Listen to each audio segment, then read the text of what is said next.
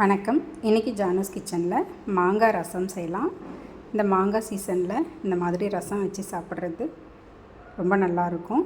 நான் இதுக்காக ஒட்டு மாங்காய் யூஸ் பண்ணியிருக்கேன். முதல்ல ஒரு 2-3 டேபிள் ஸ்பூனுக்கு துவரம்பருப்பை குக்கரில் போட்டுக்கிறேன். கழுவிட்டு அதில் தண்ணியும் சேர்த்துக்கிட்டு தனியாக ஒரு பிளேட்டில் ஒட்டு மாங்காவை 2 பீஸ் கட் பண்ணி போட்டிருக்கேன்.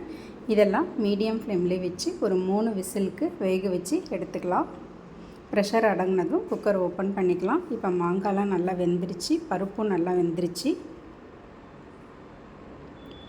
இந்த மாதிரி நல்லா குழைய இருக்கணும். ஒரு பாத்திரத்தில் ஒரு 2 பச்சை மிளகாவை பொடி பொடியாக கட் பண்ணி போட்டிருக்கேன். அதில் நம்ம வேக வச்ச மாங்காவெல்லாம் சேர்த்துக்க போகிறோம்.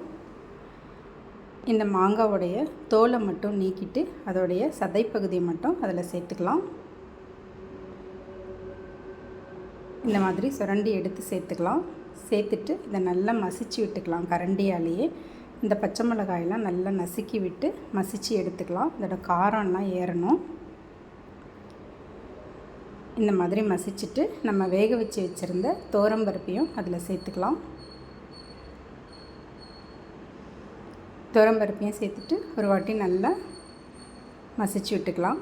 கரண்டியாலே மசிச்சுக்கலாம். இப்போ இந்த மாங்காய் ரசத்துக்கு தேவையான அளவுக்கு உப்பு சேர்த்துக்கலாம். அது கூடவே சாம்பார் பொடி கொஞ்சம் சேர்த்துருக்கேன். மஞ்சள் தூள் ஒரு 3 சிட்டிக்கு அளவுக்கு சேர்த்துருக்கேன். அது இருக்கட்டும். ஒரு மிக்ஸி ஜாரில் 1 ஸ்பூனுக்கு மிளகு, 1 ஸ்பூன் சீரகம், 1 காஞ்ச மிளகாய் போட்டிருக்கேன்.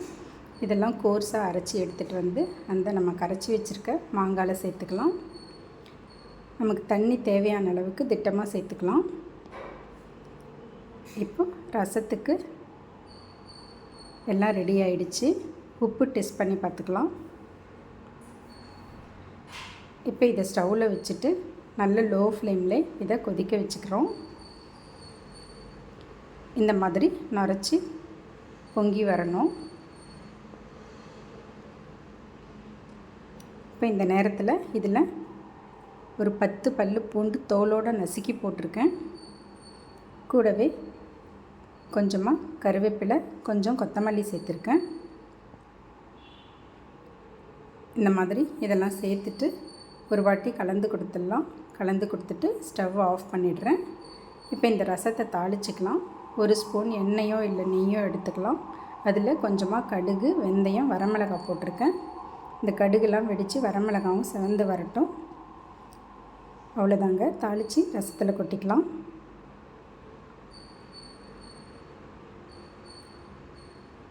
கடைசியாக கொஞ்சமாக பெருங்காயமும் சேர்த்துருக்கேன்.